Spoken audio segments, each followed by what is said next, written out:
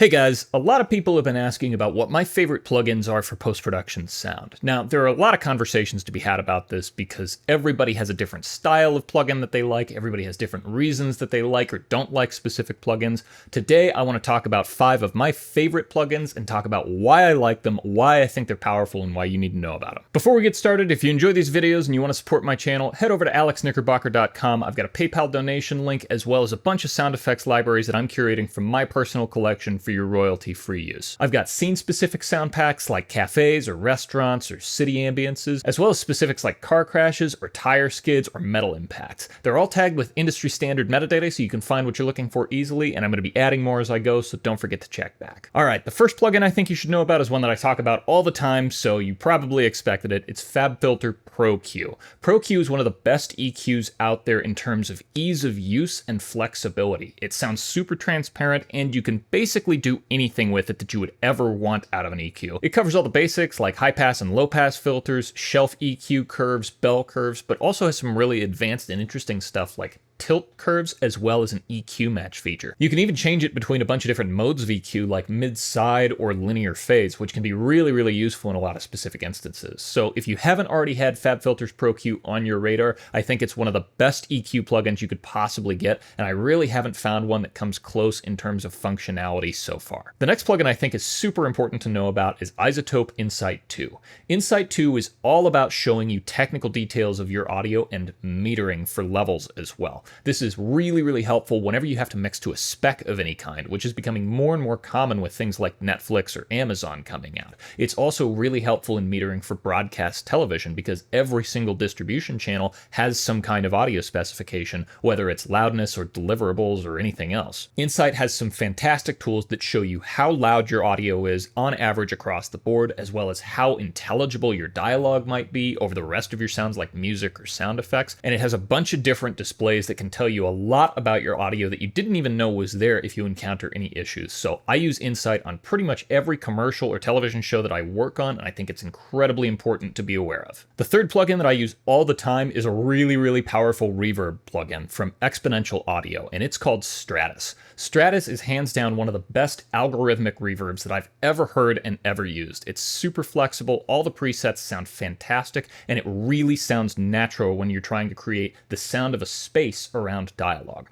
Most times when you're recording dialogue on set, you don't want a whole lot of the room to be picked up. You don't want a lot of the natural character of the space or the reverb in there because it can kind of cloud the dialogue if it's too intense. Stratus is amazing at breathing life into dialogue that you need to sound like it's in some sort of space, whether it be exterior or interior, and I think their exterior presets in particular are phenomenal. One of the long-standing sort of standard reverbs that's been used on a lot of major films has been Audioease's Altiverb, and Altiverb is a fantastic reverb plugin, but it's pretty resource intensive because it's a convolution reverb, and when you've got huge sessions that have hundreds or even thousands of sound effects tracks that all need to be coming through different reverbs at different times, it can be really tough for a system to handle 10 instances or 20 instances of the same plugin like Altiverb. Even if I'm just mixing in stereo or 5.1, I find myself always reaching for Stratus because it sounds so good and it's so light on processing in comparison to a lot of other reverbs. If you're not already aware of it, go check it out. Exponential Audio is actually part of Izotope at this point, so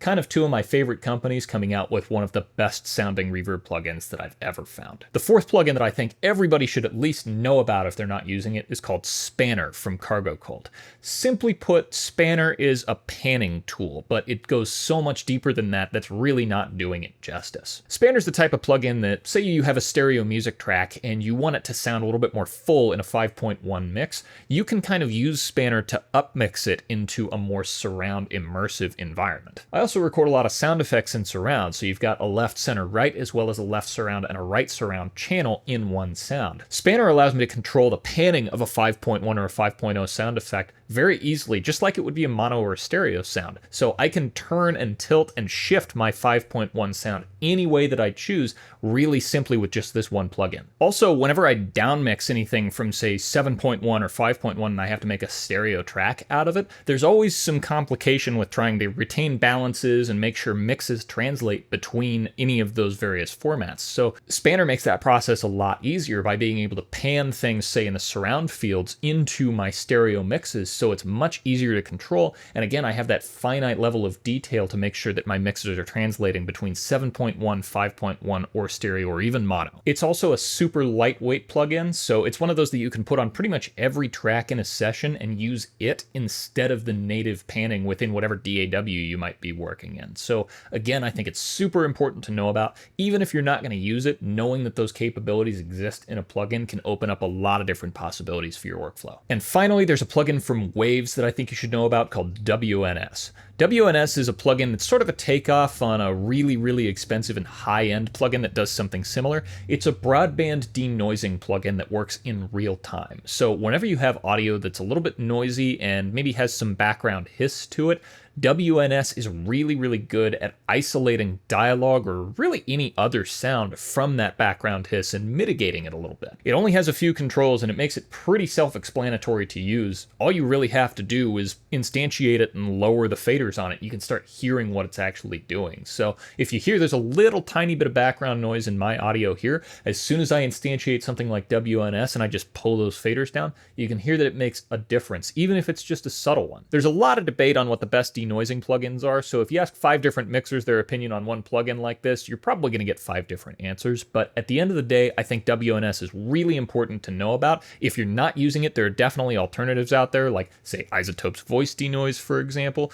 but WNS is really flexible, and because it operates in real time, I really like to use it on my dialogue signal chains so that I can just clean up a little bit of the noise that might happen on set and get really pristine sounding dialogue where I can. Now, obviously there are more than 5 audio plugins out there, but when I find one that's really good and I like and I understand, I tend to hold on to it for a long time and I get a lot of use out of it. So if you weren't already familiar with these, I think they're really worth looking into and getting familiar with, and they could open the doors to a lot of other possibilities, whether it's using these plugins or using others that do similar things. So I hope you enjoyed the video. Leave a comment below with what your favorite plugins are and how you use them in your workflow. Don't forget to hit like, hit subscribe. I'm over on Instagram at AXK, so come follow me there. And as always, thanks for watching.